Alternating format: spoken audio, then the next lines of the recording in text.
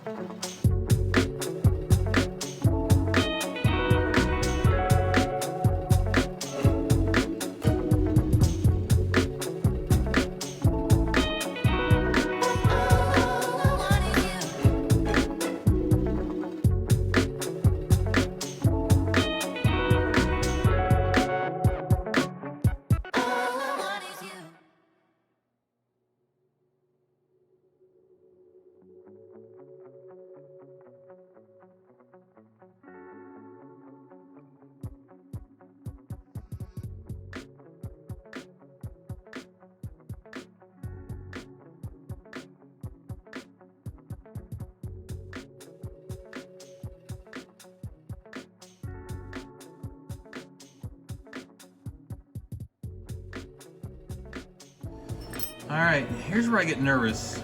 Oftentimes I've got to weld like right up to the edge of some of these fixture bolts. So let's see if this thing will unscrew without me catching it with the welder. Tough to do one-handed, oh yeah.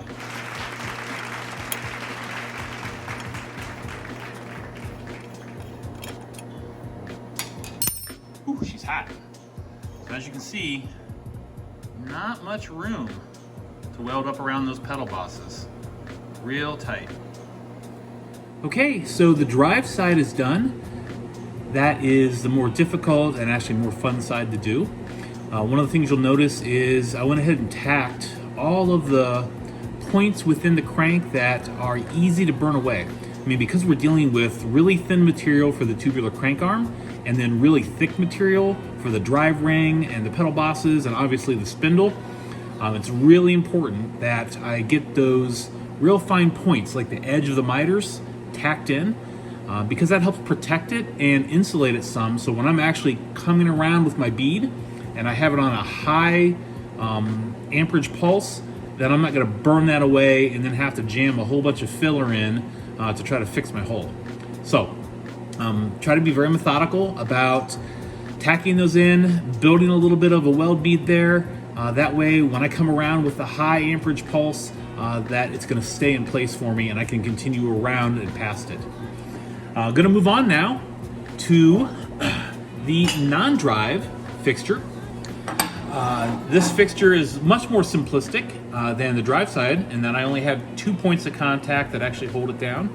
But once again, just like the drive side, really important that we have it fit well and everything is tightened down. So it's of course made so that it can all just slide right into place and be super happy. I'm going to go ahead and get this stuff all fixtured in here, and then we'll get to welding as soon as I find my other pedal boss, which has disappeared into the ether. There it is. Didn't get away from me. All right, so I'm going to get this fixtured up. Then we're going to stick you back on the time-lapse video so you don't have to sit through the 10 minutes of welding, and we'll get it back on. All right, see you back in just a minute.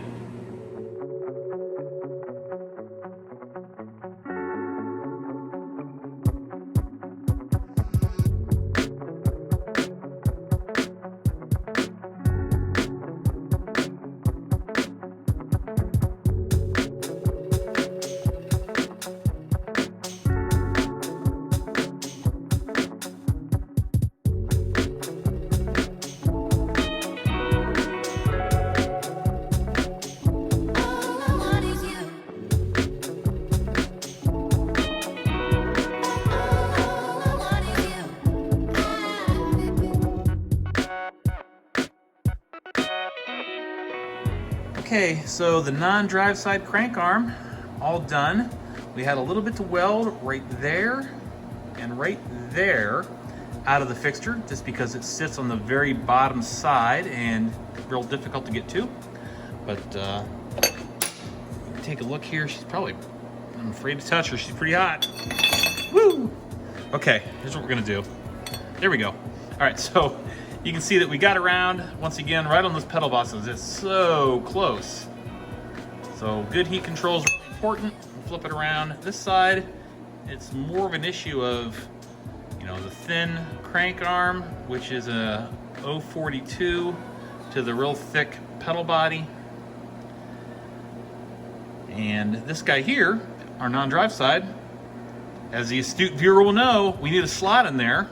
So these pinch bolts actually can compress something. So we'll add that next to our list. Hang on tight, folks. We're zip zooming ahead.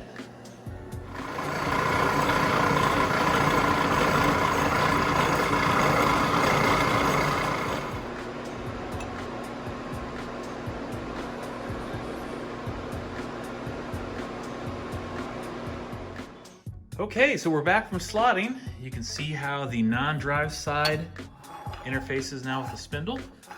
And we just slide it all the way on. That completes a look at how the hot rod cranks are put together. We do them in steel and in titanium flavor. So, if you have a preference, if you got a full build coming up and you'd like to have a set of these, make sure you let me know so we can allocate the necessary parts. Next video, we'll be doing some paint on one of these. The steel set of cranks is gonna be getting a pink camouflage to match Chris's 29 Plus. So stay tuned for that.